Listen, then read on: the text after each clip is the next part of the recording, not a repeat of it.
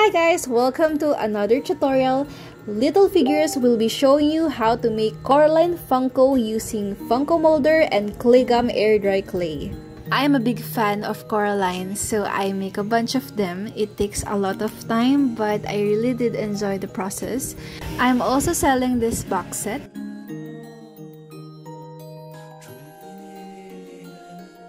The box set inclusion are things that is seen from the movie.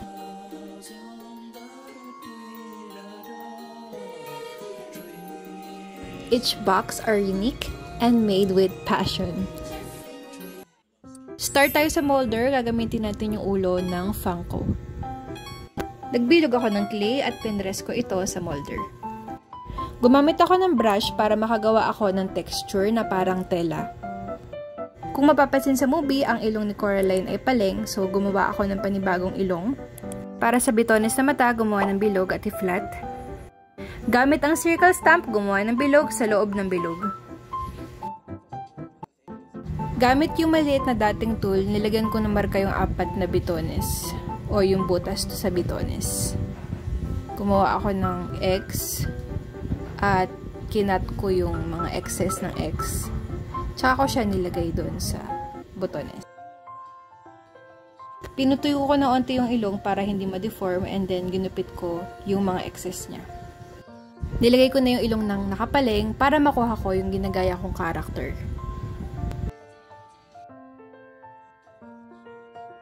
Para sa kilay naman, gumawa ako ng manipis na linya na flesh tone ang kulay. Nilagyan ko ng linya para magmukha siyang nakatahe sa mukha. Pagkatapos, kinulayan ko ng brown color. Naglagay din ako ng maliliit na tuldok para sa freckles naman niya. Naglagay din ako ng brown pastel para magmukha siyang luma dahil ang reference natin ay lumang manika. Sa katawan naman, hindi ako gumamit ng molder dahil gusto ko makuha yung manipis or mapayat na katawan ni Coraline. Gamit ang aluminum wire, nilagyan ko siya ng flesh color para maging leeg at nilagyan ko din ng red para naman sa damit niya. Nilagyan ko ng mga linya yung damit niya para magmukhang stripe at pininturahan ng orange color. Para sa palda, black color, ginawa ko siyang pyramid shape and then pindat ko ilalim niya. Nilagyan ko ng hiwa yung kanyang ilalim at kinabit na natin siya.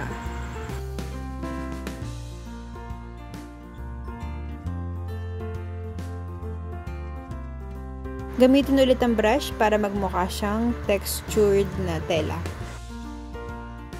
Mula sa oblong, kurutin ng dulo para maghulmang sapatos ito.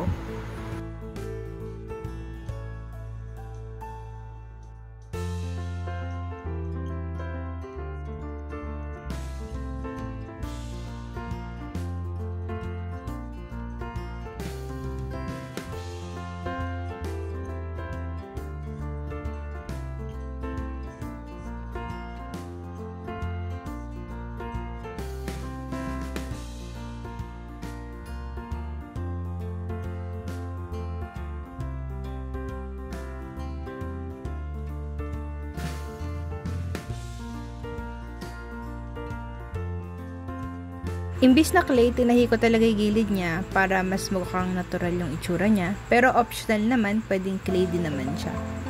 Pinatuyo ko muna yan ng mga 30 minutes para hindi siya sumama sa clay.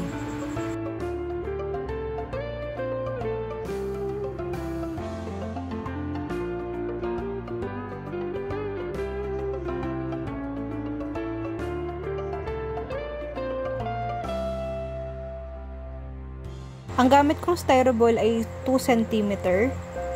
Para hindi lumabas yung styroball, tinakpan ko muna siya ng clay. Lagyan ng glue at i-blend mabuti ang mukha sa likod ng ulo.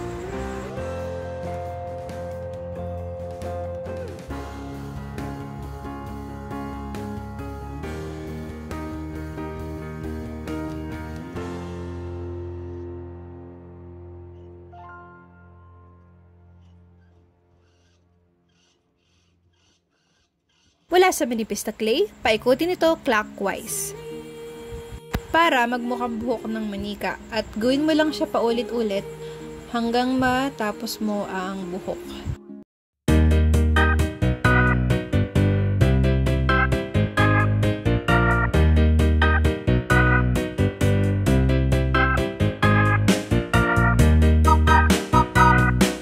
Thanks for watching. Again, these are available for limited stock only. If you're interested, reach me out. Bye! For this video, we have featured artist none other than the Crafty Sailor. I started claying and sculpting like 2 years ago and still practicing the art medium. Actually, I'm still new to sculpting and my favorite subjects are monster figures. I do sketch too, graphite, watercolor painting, and do lots of freehand sketches. If you want to make some, start making it. And art is another way to stay alive.